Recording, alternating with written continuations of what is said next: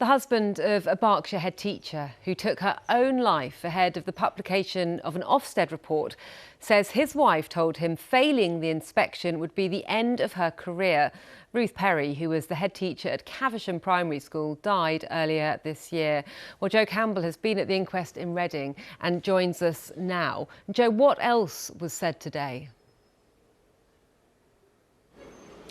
Ruth Perry believed that the lead inspector who came to Caversham Primary School last November was, in her words, a bully. Now, that was what the inquest here heard today in a written statement from her husband, John.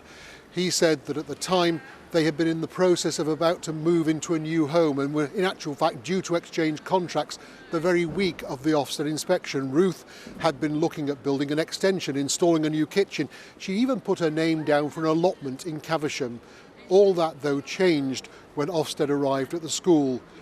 He said that she'd been under the impression that the inspection team had arrived with an agenda, and when he'd had to go to visit the school on the morning of that first day of the inspection, he said that his wife had arrived to give him some papers at the gate, looking pale and drawn.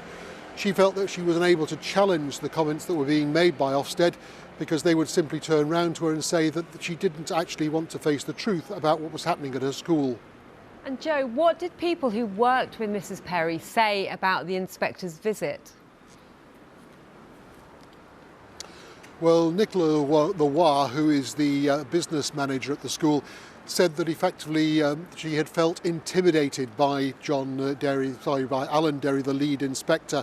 She said that at one stage she'd come out of a meeting with him and she was literally shaking. Now, in actual fact, they were asked at that stage, had they thought of challenging the Ofsted inspection? They said they thought that that would only make things worse. She also said that Ruth Perry had said that she was considering taking her own life following the inspection, and that what had happened was that she and another senior leader had gone to her, said she must go and see her GP, and had also, with her permission, had also got in touch with the local authority and also with the governors of the school. Now, Mr. Derry himself was asked about actually the various impressions that people had had from him.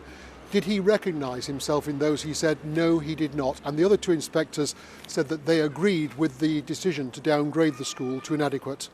Joe, thank you. That's Joe Campbell outside the town hall in Reading.